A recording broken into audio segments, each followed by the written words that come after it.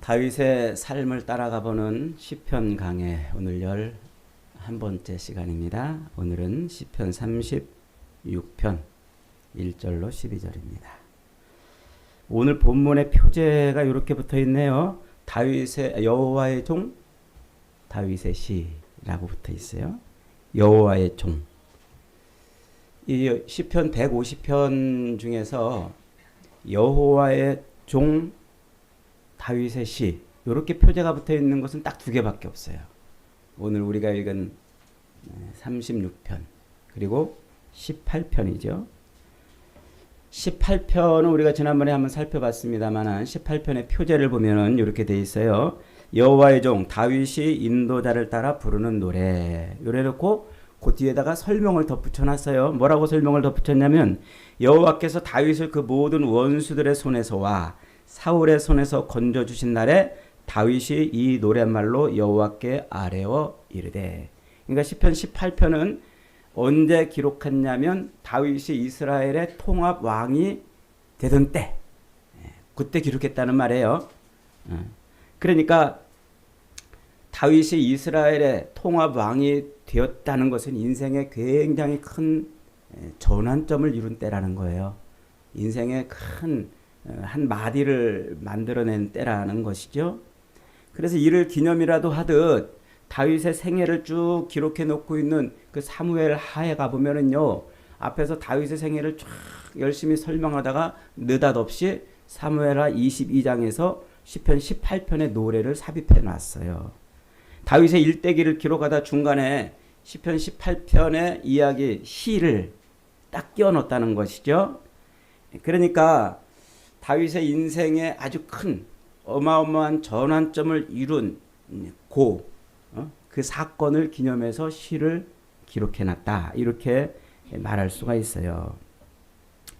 여러분 인생에 전환점이 있었나요? 여러분도 지금까지 살아오면서 나름대로 인생의 이 뒤를 돌아보면서 야, 내 인생은 이런 때 이런 전환점이 있었구나 이런 걸 떠올려 보는 것도 좋을 것 같아요. 그리고 다윗처럼 그것을 되짚어서 내 인생의 전환점을 이루었던 하나님을 생각하며 시를 한 편 지어보는 것도 의미가 있다 이렇게 생각이 듭니다. 오늘 본문 36편도 여호와의 종이라는 표제가 붙어 있다는 거죠. 그러니까 오늘 시편 36편도 뭐라는 얘기예요? 다윗의 인생의 큰 전환점을 인해서 기록해 놓은 시다라는 것이죠. 언제일까요? 다윗의 인생의 그 큰 전환점을 이루었던 때가 언제였을까요? 아까 18편에 이스라엘의 통합왕이 된 때 말고 그의 인생을 쭉 들여다볼 때 그의 인생에 엄청난 큰 전환점을 이루었던 때가 아마 첫째로 골리앗을 쓰러뜨린 때가 아닌가 싶어요. 어린 목동에서 이름도 없는 빛도 없는 저 시골 누구도 알아주지 않는 그곳에서 그저 양치기 하던 그 어린 목동이 골리앗을 쓰러뜨리면서 이스라엘 정치 무대로 등장합니다. 그래서 왕의 사위의 자리까지 오르고 모든 백성들에게 칭송을 받는 다윗이 사울이 죽인 자는 천천히요 다윗은 만만이로다 하는 그 어마어마한 그 인생의 형통함을 누리던 바로 그 때 아닙니까? 그러니까 이 골리앗을 죽인 때야말로 다윗의 인생에 엄청난 전환기를 이룬 때라 이렇게 말할 수 있겠어요. 그리고 또 다윗이 그의 인생에 정말 큰 전환점을 경험한 때가 언제인가 살펴보면은 뭐니 해도 아들 압살롬의 칼날을 피해서 도망을 쳤다가 다시 그 반역을 제압하고 왕궁으로 돌아온 때가 아닌가 싶습니다. 그 압살롬의 반역은 그야말로 죽음 일보 직전에 코끝까지 죽음이 닥친 그때에서 기적같이 살아납니다. 그래서 그 인생에 정말 그래서 다윗의 그 압살롬의 반역 이후의 삶과 그 이전의 삶이 달라지는 것을 볼 수가 있어요. 그러니까 압살롬의 반역은 굉장히 큰 인생의 전환점이었다 이렇게 말할 수가 있죠. 오늘 이 시편 36편은 그 문체나 단어들을 살펴볼 때 이 골리앗을 죽인 젊을 때보다는 아마 압살롬의 반역을 제압하고 다시 왕궁으로 복귀한 때, 이때가 아닌가 싶어요. 그래서 시편 18편에서 여호와의 종 다윗이라고 이렇게 자기를 지칭하는 것도 그렇고, 오늘 시편 36편에 그 압살롬의 반역을 제압하고 돌아와서 다시 자기를 여호와의 종이라 이렇게 표제를 붙여놓은 것은 하나님의 통치, 여호와라는 이름 자체가 갖고 있는 의미가 뭐라고 그랬어요? 하나님의 통치하심, 하나님의 주권자 되심을 말하는 이름이라고 그랬죠. 그러니까 다윗이 그걸 깨달은 거예요. 야, 하나님이 내 인생의 통치자, 내 인생의 주권자라는 그것을 다시 한번 깨달았다는 거예요. 그러니까 그의 인생의 전환, 그 전환점에서 그가 다시 깨달은 게 뭡니까? 야, 하나님은 내 인생의 통치자이시구나, 내 인생의 주관자이시구나. 그걸 깨닫고서 시를 썼다는 거예요. 그래서 표제를 특별히 그렇게 붙여놓은 거예요. 여호와의 종 다윗의 시. 이 아들 압살롬의 반역은 다윗에게 정말 큰 충격을 준 사건이지요. 자기 속으로 난 그 아들뿐만 아니라 자기의 그 오른팔이라고 여겼던 요압 장군, 그리고 자기의 신실한 책사였던 아히도벨까지 가담해가지고 자기를 배반한 사건이에요. 그러니까 정말 자기의 믿었던 모든 사람들이 순식간에 자기에게 등을 돌린 사건이죠. 미처 눈치도 채지 못했어요. 아주 갑작스럽게 정말 까맣게 모르고 있다가 반역이 일어나자 그는 의관도 제대로 갖추지 못하고 머리를 풀어 헤친 채 맨발로 기드론 시내를 건너 도망을 쳐야 하는, 걸어마 날 살려라 도망을 쳐야 했던 그런 상황인 것입니다. 그야말로 허겁지겁 도망을 친 것이죠. 죽음의 공포로 다윗을 죽음의 공포가 다윗을 고통스럽게도 했지만 아마 이 믿었던 사람들에 대한 배신감, 이 믿었던 사람들에게 배반을 당한 그 모멸감, 이게 아마 다윗을 더 크게 고통스럽게 하지 않았겠나 싶습니다. 아마 그렇게 도망을 치면서 그는 뼛속 깊이 고통을 경험했던 것 같습니다.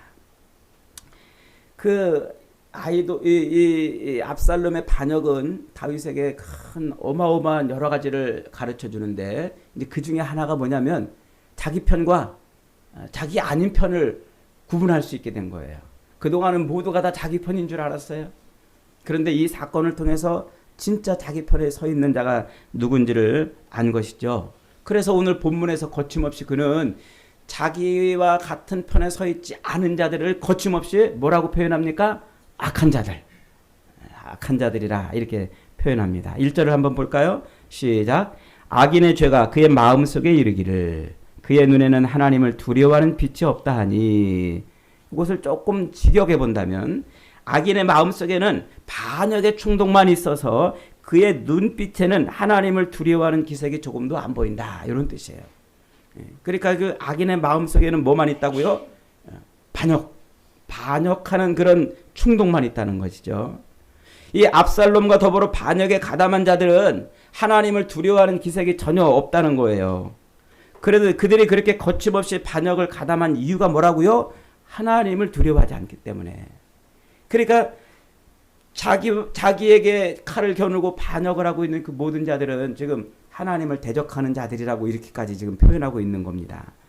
자기를 배반한 자들, 그런 자들을 악한 자들로 규정을 하고 있고, 그렇게 그들이 배반한 이유가 뭐라고요? 하나님을 두려워하지 않기 때문에. 그래서 2절에서 이렇게 말해요. 그가 스스로 자랑하기를, 악인이죠. 그가 스스로 자랑하기를 자기의 죄악은 드러나지 아니하고 미워함을 받지도 아니하리라 함이로다.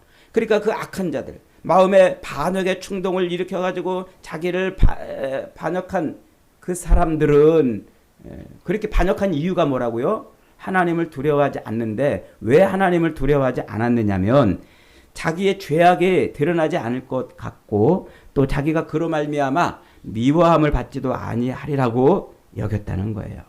자기가 죄를 지어도 그 죄가 들키지 않을 것이라는 거죠. 그 죄 때문에 자기가 처벌을 받지 않을 것이기 때문에 그래요. 요즘에 가끔 이런 흉악한 그 뉴스를 보면은 참 그런 흉악한 범죄를 저지르는 사람들, 그들 한번 이렇게 가만히 생각해 보세요. 그들이 왜 그렇게 대담하게 범죄를 저지릅니까? 자기의 죄가, 자기가 그렇게 죄를 져도 안 잡힐 것 같은 그런 생각을 하는 거예요. 가끔 제가 아침에 뉴스를 들어보면은 뭐 10대 청소년들이 뭐 아이스크림 가게를 털었다, 뭐 금은방을 뭐 털었다, CCTV에 들키는 것을 감추기 위해서 오토바이 헬멧을 쓰고 와가지고 그런 짓을 벌이는데 생각해 보세요. 그게 안 잡히겠습니까? 어리석은 거죠. 그러니까 그들이 왜 그렇게 거침없이 대담하게 범죄를 한다고요? 안 들킬 거라고 생각하기 때문에, 그 죄로 인해서 처벌을 받지 않을 것이라고 생각하기 때문에 그렇다는 거예요. 그런데 4절에서 지금 다윗은 뭐라고 얘기합니까? 4절 읽어봅니다. 시작. 그는 그의 침상에서 죄악을 꾀하며 스스로 악한 길에 서고 악을 거절하지 아니하도다. 침상에서 죄악을 꾀한다는 말은 어떻게 하면 들키지 않고 그 죄를 잘 지을까? 궁리를 한다는 말이에요. 그러니까 내가 요 행위를 하는데 어떻게 하면 내가 들키지 않고 요거를 할까? 이거 뭐라는 얘기예요? 그는 하나님이 살아계신 것을 까맣게 잊고 있는 거예요. 그리고 자기의 행위를 어떻게 하면은 열심히 잘 할까? 그 생각만 궁리한다는 것이죠. 근데 지금 다윗이 말하고 싶은 게 뭘까요? 다윗은 지금 하나님은 인간의 은밀한 죄악을 다 보고 계시고 그 모든 것을 선악간에 다 판단하시는 분이시라고 지금 말하고 있는 거예요. 하나님은 살아계시고 그 뜻대로 모든 것을 통치하시는 분. 여러분, 하나님 살아계신 줄 믿으십니까? 세상 모든 것이 그 뜻대로 되는 것임을 여러분 믿으십니까? 우리가 그 믿음이 있다면 감히 어떻게 죄를 지을 수 있겠습니까? 하나님에 대한 믿음, 그분의 살아계심, 그분이 지금도 세상 모든 만물을 퍼즐 조각 맞춰가듯이 그의 뜻대로 모든 것을 이뤄가신다고 여긴다면 어떻게 우리가 죄를 지을 수 있겠냐는 것이죠. 요즘에 제가 길거리 가다 보니까 CCTV가 정말 많이 달려 있어요. 그 CCTV가 달려 있는 곳에 가면은요, 괜히 행동도 좀 조심스럽게 하게 되잖아요. 그러니까 하나님이 CCTV 보듯이 우리를 그렇게 보고 계시다면 우리가 어떻게 범죄할 수 있겠냐 하는 것이죠. 그런데 어떻게 한다는 거예요? 그렇게 악을 행하는 그들은 늘 밤새도록 어떻게 내가 이 일을 잘 꾸며낼까, 그런 궁리를 하는 자들은 하나님을 까맣게 잊고 있기 때문에 그런다는 거예요. 그래서 12절 말씀해 봅니다. 악을 행하는 자들이 거기서 넘어졌으니 엎드러지고 다시 일어날 수 없으리라. 거기서라는 말이 뭘까요? 거기서라는 말은 자기의 죄악은 드러나지 않고 그것으로 인해서 처벌을 받지 않을 것이라는 생각을 하는 그 순간, 그 순간 이미 악인은 넘어졌다는 거예요. 그 생각을 하는 순간부터 이미 그는 엎드러졌고 심판을 받는 자리로 갔다는 것이죠. 이미 거기서 일어나서 다시 일어날 수, 거기서 넘어져서 다시 일어날 수 없게 될 것이다 하는 것이죠. 그런데 여러분, 오늘 우리가 읽은 이 시편 36편이 지금 다윗이 그걸 노래하고 있는 것일까요? 하나님을 믿는 나는 의인이고 하나님을 안 믿는 나를 배신한 저놈들은 악한 놈들이기 때문에 하나님이 저들을 심판하실 것이다. 지금 이것을 노래하고 있는 것일까요? 지금 다윗이 아들 압살롬의 칼날을 피하여 허겁지겁 도망치면서 깨달은 것은 그게 아닙니다. 이렇게 악한 자를 고발한 후에 그는 이 5절부터 12절까지 주의 인자하심에 대해서 노래를 하고 있어요. 주의 인자하심. 5절을 같이 한번 읽어봅니다. 시작. 여호와여, 주의 인자하심이 하늘에 있고 주의 진실하심이 공중에 사무쳤으며. 주의 인자하심이 하늘에 있다 하는 말이 무슨 뜻일까요? 하늘은 끝도 없이 넓은 거예요. 그리고 히브리인들은, 유대인들은 하늘 그러면 변하지 않는 것을 의미하는 것 중에 하나입니다. 그리고 주의 인자하심은 끝도 없이 넓고 영원하다는 것을 표현하려고 주의 인자하심은 하늘에 있다 하고 말하고 있는 거예요. 그 다음에 주의 진실하심이 공중에 사무쳤다 그러죠. 같은 표현이에요. 주의 인자하심이 하늘에 있다, 이 말을 반복해서 지금 시적으로 표현하고 있는 것이죠. 그러면서 6절에서 또 한 번 이렇게 노래합니다. 6절 읽어봅니다. 주의 의는 하나님의 산들과 같고 주의 심판은 큰 바다와 같으니 여호와여 주는 사람과 짐승을 구하여 주시나이다.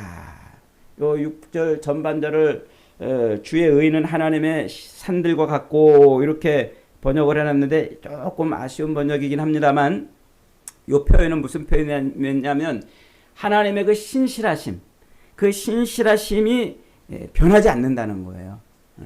하나님의 신실하심이 변하지 않는다. 그러니까 다윗은 지금 이 히브리인들이 가지고 있는 그 생각 그대로 하나님의 그 변하지 않는 신실하심, 그의 인자하심으로 인하여 뭐 한다가 자기가 구원을 얻을 것이다. 이렇게 노래를 하고 있는 겁니다. 그래서 그 뒤에 이렇게 붙여놓고 있어요. 여호와여 주는 사람과 짐승을 구하여 주시나이다. 요 구절에서 여러분 떠오르는 게 있나요? 여호와여 주는 사람과 짐승을 구하여 주시나이다. 이게 무슨 사건을 지금 떠올리게 하는 시적인 표현입니까? 바로 노아의 대홍수의 구원의 사건을 떠올리는 표현이지요. 세상에 악이 관영하고 사람들의 생각이 항상 악하여 하나님이 물로 세상을 심판하셨습니다. 그 가운데 오직 하나님을 전적으로 의뢰한 하나님의 말씀, 하나님의 말씀을 신뢰하고 의뢰하고 의지하고 그 말씀을 끝까지 순종했던 노아와 그의 가족들, 그리고 선택한 짐승들만 구원해 내신 거예요. 그러니까 주의 인자하심은 하늘에 있고 주의 진실하심은 저 변하지 않는 산들처럼 변하지 않는 그것을 내가 믿습니다. 그것을 인하여 주께서 노아의 홍수의 시대에 주의 말씀의 신실함을 따랐던 노아와 그 가족들 그리고 짐승들을 구원하신 것처럼 나를 구원할 줄 믿습니다. 이렇게 노래를 하고 있는 겁니다. 그래서 다윗은 또 이렇게 고백합니다. 7절입니다. 시작. 하나님이여 주의 인자하심이 어찌 그리 보배로우신지요. 사람들이 주의 날개 그늘 아래 피하나이다. 주의 인자하심이 어찌 그리 보배로우신지요. 보배롭다. 이 보배롭다라는 말은 아카르, 보석과 같다는 말이에요. 보석과 같다. 보석이 뭡니까? 여러분 보석을 왜 보석이라고 그럽니까? 귀하기 때문에 보석입니까? 변하지 않기 때문에 그런 거예요. 그것이 변하지 않기 때문에 귀한 것이고 그래서 보석이라고 하는 것 아닙니까? 지금 다윗이 뭐를 그렇게 변하지 않는 보석에다가 비유하고 있습니까? 주의 인자하심. 그 주의 인자하심. 그래서 자기가 기댈 것은 지금 어디라는 거예요? 아들의 칼날을 피해서 지금 허겁지겁 도망을 치면서 지금 자기가 기댈 곳은 주의 인자하심밖에 없다는 거예요.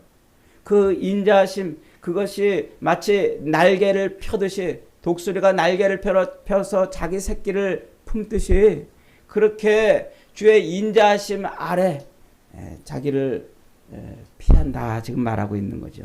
그래서 주의 날개 아래 피한다고 지금 노래하고 있는 거예요. 여러분 오늘 이 시편 36편의 핵심은 바로 이것입니다. 주의 인자하심. 그래서 5절에서도 주의 인자하심이 하늘에 있다고 그러고 7절에서도 주의 인자하심이 변하지 않는 못 같다? 보석 같다. 10절 다시 한번 읽어봅니다. 시작. 주를 아는 자들에게 주의 인자하심을 계속 베푸시며 마음이 정직한 자에게 주의 공의를 베푸소서. 주를 아는 자들에게 주의 인자하심을 베풀어 달라는 거죠. 주님이 누구신지, 주님이 누구신지를 아는 그들에게 주의 인자하심을 베풀어 달라는 거예요. 이미 인자하심이라는 게 뭘까요? 헤세드라고 그랬죠. 인자하심, 헤세드. 따라해 보겠습니다. 헤세드. 헤세드라는 말이 주의 인자라는 말이에요. 인자하심이라는 말이에요. 그거를 우리말로 인자하심 이렇게 번역을 해놨는데 이게 얼핏 이게 한 뉘앙스가 잘 안 와닿아요. 이게 좋은 번역인지 아니면 안 그런 번역인지는 잘 모르겠어요. 어쨌든 우리 한글로 헤세드를 인자하심이라고 번역해놨단 말이에요. 그 헤세드라는 히브리인들은 헤세드라는 말을 언제 썼냐면 확고부동하고 흔들리지 않는 사랑을 표현할 때 헤세드 이렇게 표현했어요.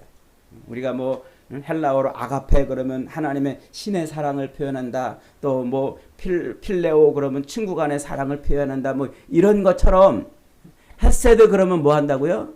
히브리인들은 확고부동하고 흔들리지 않는 사랑을 말할 때 그것을 헤세드라 이렇게 말했단 말이에요. 그런데 그 앞에다가 주애라고 이렇게 갖다 붙이면 그 뜻이 뭐가 될까요? 그것은 언약에 근거한 하나님의 사랑입니다. 언약에 근거한. 그러니까 히브리인들이 헤세드, 말씀 속에서 헤세드를 썼다는 것은 곧 무엇을 말하고 싶은 것이냐면 언약에 근거한 하나님의 사랑을 말하고 싶을 때 그때 주의 인자하심이라고 쓰는 거예요. 하나님께서 우리를 사랑하실 때 무엇으로 사랑하신다고요? 언약에 근거해서 사랑하신다고요. 하나님이 우리를 사랑하시는데 기분에 따라 사랑하시는 게 아니에요. 우리가 좋으면은, 우리가 착한 짓 하면은 사랑하시고, 우리가 나쁜 짓 하면 미워하시는 그런 사랑을 하시는 분이 아니란 말이에요. 조변 섞게 하시는 그런 사랑이 아니라 하나님은 흔들리지 않는, 변치 않는 확고부동한 언약에 근거해서 우리를 사랑하시기 때문에 그 사랑을 우리가 신뢰할 만하다는 거예요. 나의 행위에 의해서, 나의 조건과 환경에 의해서가 아니라 하나님의 그 변하지 않는 언약에 근거한 사랑으로 우리를 사랑하시기 때문에 그래서 하나님의 사랑은 신뢰할 만하고 의지할 만하다는 거예요. 그 사랑을 믿고 기댈 수 있다는 거예요. 그게 주의 인자하심이라는 말입니다. 그러니까 우리가 이 땅을 살아갈 때에 하나님의 그 말씀, 그 약속의 말씀, 하나님이 하신 그 약속의 말씀에 근거하지 않는다면 우리의 사랑이 오히려 더 이상한 사랑이 되는 것이죠. 하나님은 우리를 사랑하시되 감정에 따라서 기분에 따라 사랑하시는 분이 아니고 하나님이 말씀하신 그 말씀, 하나님이 우리에게 선포하신 그 언약에 따라서 사랑하신다는 거예요. 그러니까 우리의 그 불성실함, 우리의 연약함, 우리의 그 부족함에도 불구하고 하나님의 사랑은 변함이 없다는 것이죠. 여러분, 하나님의 사랑이 그런 거예요. 조변 섞게 하는 사랑이 아닌 줄 믿으시기 바랍니다. 내가 신앙생활 조금 잘하면 나를 사랑하시고 내가 신앙생활 조금 못하면 금방 나를 미워하셔서 심판하시고 책망하시고 혼을 내시는 그런 사랑이 아니라는 거예요. 여러분은 하나님의 사랑을 지금 어떻게 이해하고 계십니까? 여러분이 기대고 의지하고 믿고 있는 하나님의 사랑은 어떤 사랑입니까? 우리의 부족함에도 불구하고 당신의 입에서 나온 그 말씀 때문에 변치 않는 사랑으로 우리를 사랑해 주시는 줄 믿으시기를 축복합니다. 다윗이 지금 자신을 악한 자가 아닌 하나님의 의의 대상이라고 확신하는 이유가 바로 그거예요. 주의 인자하심. 하나님의 언약에 근거한 사랑 때문이라는 거예요. 지금 이 다윗이 압살롬의 칼을 피해서 도망을 치면서 다윗은 두 가지를 떠올린 거예요. 첫째는 뭘 떠올렸을까요? 밧세바의 사건을 떠올렸습니다. 나단 선지자를 통해서 외친 말씀이죠. 야 다윗아, 네가 나를 업심여기고 햇사람 우리아의 아내를 빼앗아 네 아내로 삼았은즉 칼이 내게서 영원히 떠나지 아니하리라. 보라, 내가 너와 네 집에 재앙을 일으키고 내가 네 눈앞에서 네 아내를 빼앗아 네 이웃에게 주리니 그 사람들이 네 아내들과 더불어 백주에 동침하리라. 압살롬의 반역을 피해서 도망가면서 지금 왕궁에서 어떤 일이 벌어지고 있는지 다윗은 그걸 본 거예요.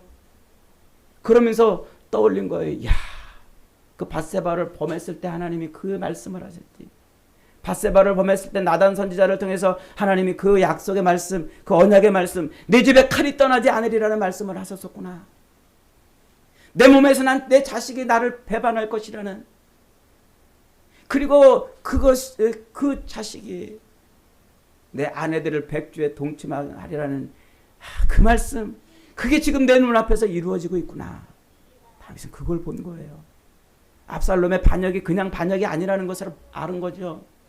하나님의 그 나단 선지자를 통해서 하셨던 그 하나님의 약속이 지금 정확하게 고스란히 분명하게 이루어지고 있는 것을 지금 깨달은 거예요. 그럼 얼마나 섬뜩했을까요?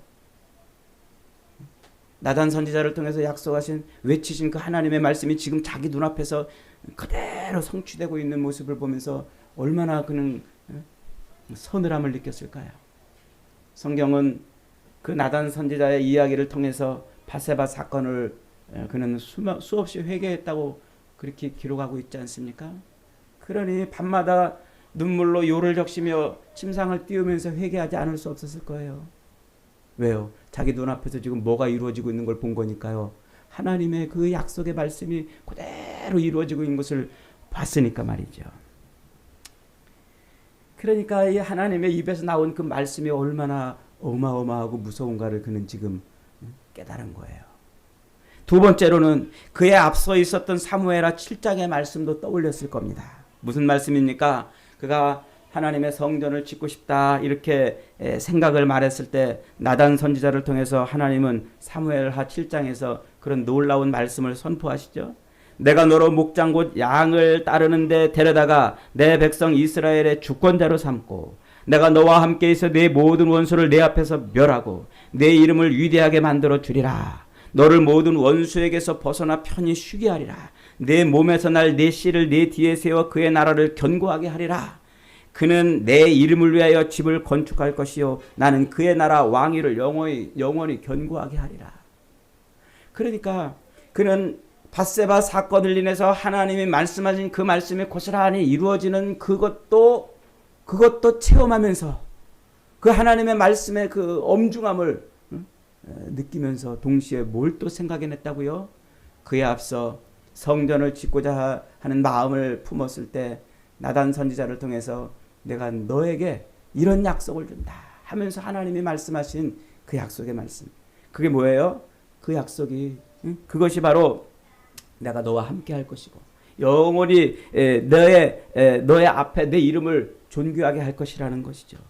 너의 나라를 견고하게 하고 네 씨로 나올 그가 네가 바라고 원하던 성전을 짓게 할 것이다. 그리고 나는 그의 나라 왕위를 영원히 견고하게 하리라. 그러니까 밧세바 사건을 인해서 그때 말씀하셨던 그 언약도 떠올리면서 동시에 그 앞에 하나님이 외치셨던 언약도 떠올린 거예요. 압살롬의 칼날을 피해 도망을 치면서도 하나님의 그 언약을 떠올리니까 그는 한편으로는 정말 간담이의 서늘함을 느끼면서도 또 한편으로는 뭘 느꼈을까요? 그 언약. 하나님의 그 언약이 그렇게 신실하고 변함없고 하나님의 그 언약이 한치의 어그러짐도 없이 이루어지는 것이라면 나단 선지자를 통해서 성전을 지을 때 주셨던 그 약속도 반드시 뭐하리라? 이루어지리라는 기대를 갖는 거예요. 그래서 그는 담대하게 이렇게 기도할 수 있는 거죠. 11절 12절에서 교만한 자의 발이 내게 이르지 못하게 하시며 악인들의 손이 나를 쫓아내지 못하게 하소서. 여러분 오늘 다윗이 시편 36편을 통해서 우리에게 전해주는 메시지는 그겁니다. 하나님의 약속의 말씀은 변치 않는다. 하나님은 그 말씀을 가지고 우리를 사랑하신다는 거예요. 그러므로 여러분 우리가 이 땅을 살면서 놓치지 말아야 될 것이 바로 그거예요. 하나님의 사랑에 근거한 하나님의 언약입니다. 하나님의 그 언약에 근거한 그 사랑을 우리가 누려야 되는 것이죠. 여러분들은 지금 하나님의 언약이 있습니까? 여러분들은 지금 신앙생활의 이 핵심에 하나님의 언약을 가지고 있습니까? 하나님의 이 헤세드, 변치 않는, 흔들리지 않는 하나님의 그 영원한 사랑의 근거가 되는 이 언약이 있으시냔 말이시죠. 우리는 종종 하나님의 이 언약과 상관없는 신앙생활을 하고 있습니다. 언약 없이 기도하고 언약 없이 예배하고 언약을 잃어버리고 교회 생활을 하는 것이죠.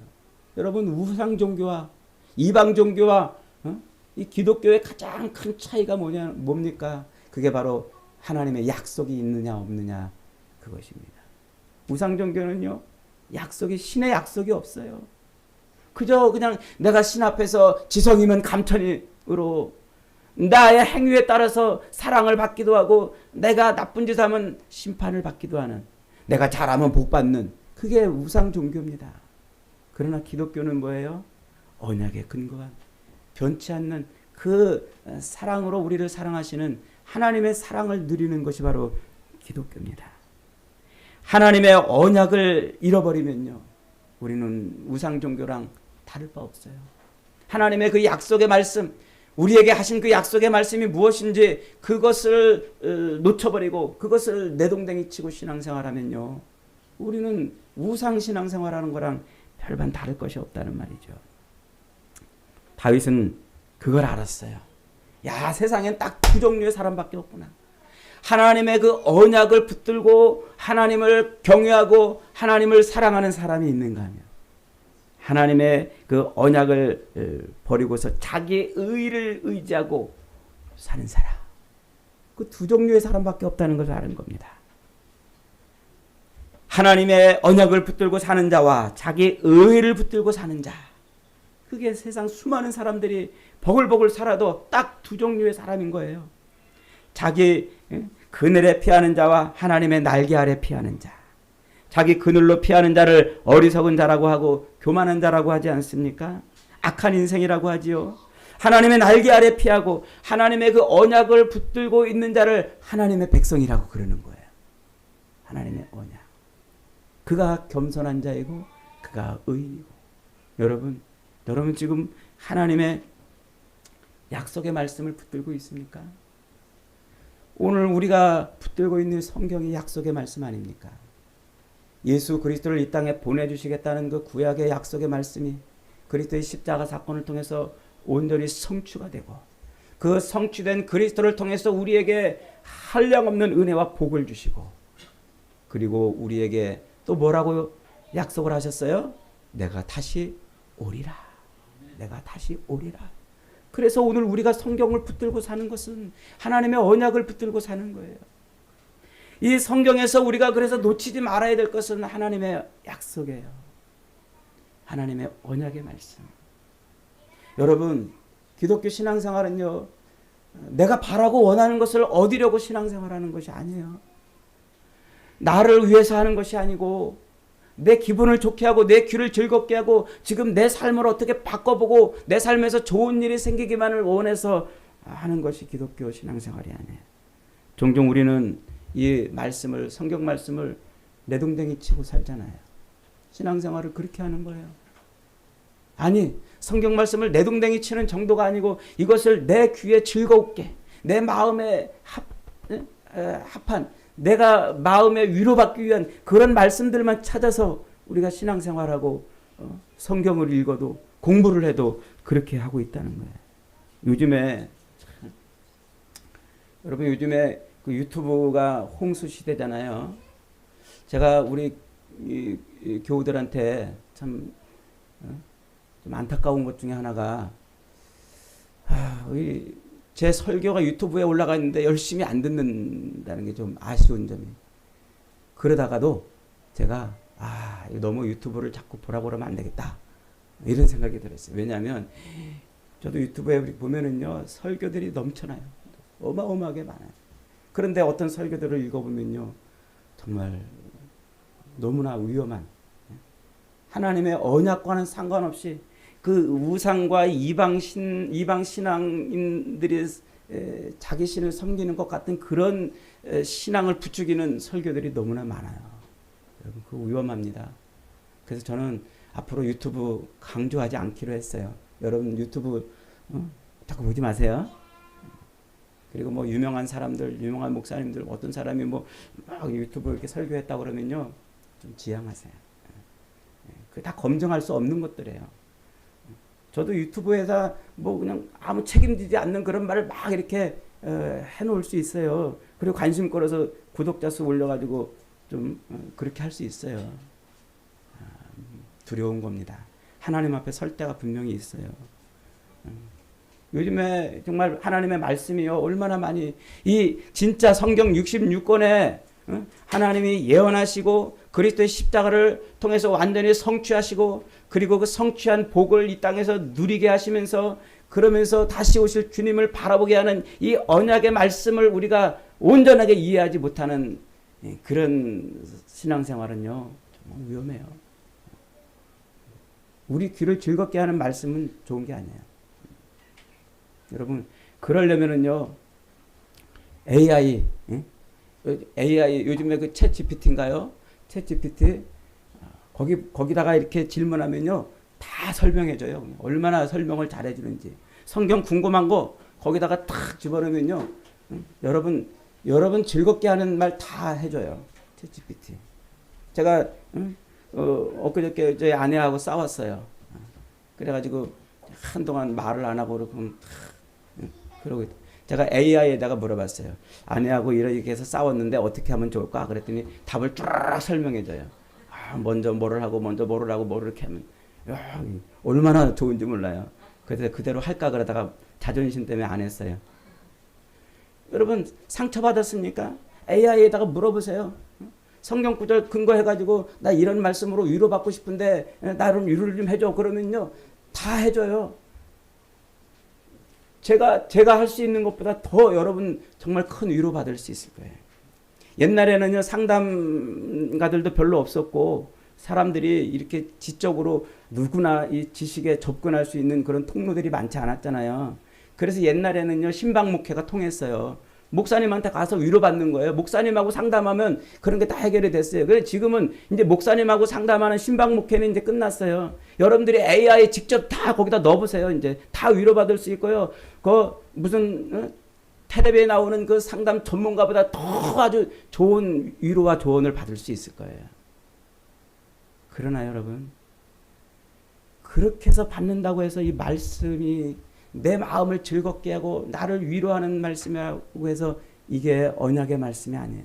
분별의 영이 있어야 돼요.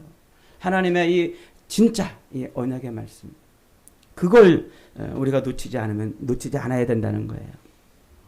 그래서 8절에서 다윗은 풍족할 것이라 주께서 주의 복락의 강물을 마시게 하리이다. 어디서 살찐 것으로 풍족한다고요? 주의 집에서.